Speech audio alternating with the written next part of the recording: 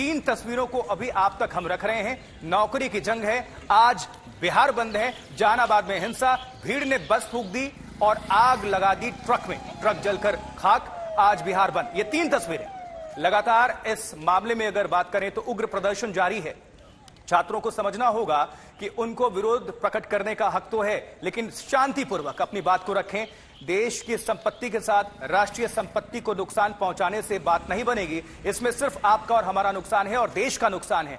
कल अश्विनी वैष्णव की बात करें, रेलवे मिनिस्टर, वो भी छात्रों से, युवाओं से अपील कर चुके हैं कि किसी के बहकावे में ना आए और राष्ट्रीय संपत्ति को नुकसान ना पहुंचाएं। देखिए, अलग अलग विभिन्न जगहों से अलग अलग तारीख में, अभी 17 जून आज की बात करें तो आज क्या कुछ हो रहा है, कहां पर, नालंदा, दानापुर, ये 17 जून आज की तस्वीरें, सुबह सवेरे की किस तरह से हिंसा की तस्वीर हुई देखिए जरा। अग्निपथ के नाम पर अब तक 12 ट्रेन जलकर खाक, करोड़ों अरबों का नुकसान।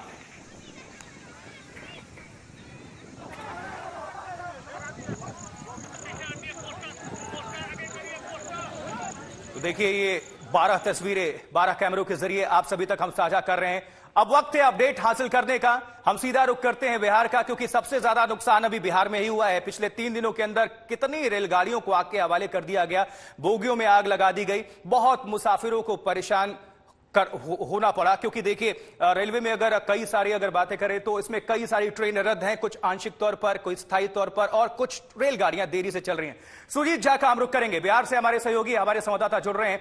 सुजीत, अभी क्या अपडेट है, क्या हालात है? क्योंकि अपने आप में ये बड़ी बात है, हिंसा की तस्वीरें लगातार वो आ रही है सामने। आज कहां कहां पर आपने आगजनी, हिंसा और तोड़फोड़ की खबरें सुनी हैं? अपडेट करें दर्शकों को। देखिए, आज छात्र संगठनों का बिहार बंद है, जिसका राजनीतिक दलों ने भी समर्थन किया है, आरजेडी ने समर्थन किया है, एनडीए में जो शामिल है हम पार्टी, उसने भी समर्थन किया है, पप्पू यादव की पार्टी ने भी किया है। तो ये बंद का असर यूं कहें तो पटना में तो ऐसा कुछ दिखाई नहीं दे रहा है, लेकिन कुछ जगह से छिटपुट घटनाओं की खबरें आ रही हैं। जैसे कि जहानाबाद के टेहटा में जो टेहटा थाना में के सामने जो गाड़ियां खड़ी थी, ट्रक और बस, उसमें आग लगा दी गई। और सुपौल में रोड जाम किया गया है।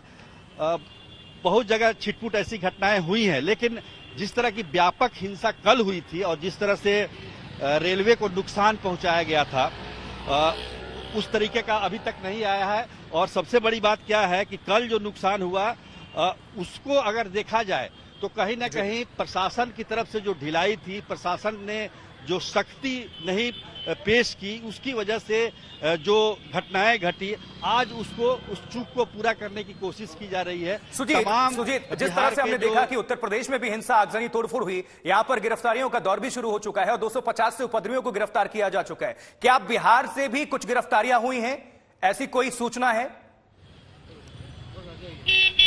देखिए, लगातार बिहार से कल से मैं देख रहा हूं कि लगातार गिरफ्तारियों की संख्या बढ़ती जा रही है। कल शाम तक 150 से करीब में था और आज भी करीब 1 दर्जन से ज्यादा लोग जहानाबाद में गिरफ्तार हुए हैं।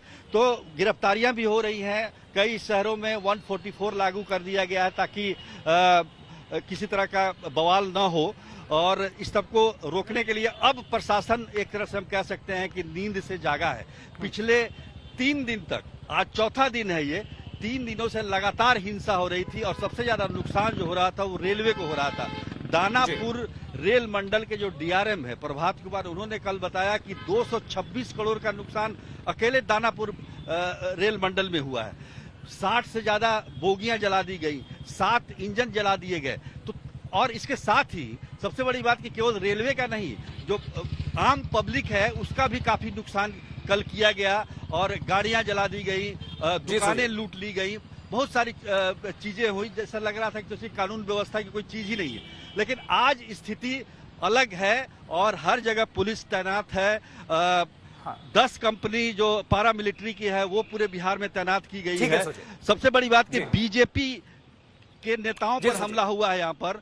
और उसको देखते हुए वहां पर सुरक्षा उनकी बढ़ा दी गई है, बीजेपी कार्यालय की सुरक्षा बढ़ा दी गई है। तो ये तमाम एहतियात बरते जा रहे हैं। निश्चित तौर पर यह तोड़फोड़ और आगजनी अभी हिंसा रुकने का नाम नहीं ले रही है, क्योंकि पिछले कई दिनों से यही तस्वीर सामने निकल कर आ रही है। और आप हमारे साथ बने रहे, आपका रुख दोबारा करेंगे अपडेट हासिल करने के लिए। लेकिन बिहार के आरा में पिछले 2 दिनों से भारी विरोध प्रदर्शन हुआ और रेलगाड़ियों को भी आग के हवाले कर दिया गया, तोड़फोड़ हुई और वहां पर जो चौकी होते हैं उनमें भी आगजनी की गई और लूटपाट की भी वारदात आई।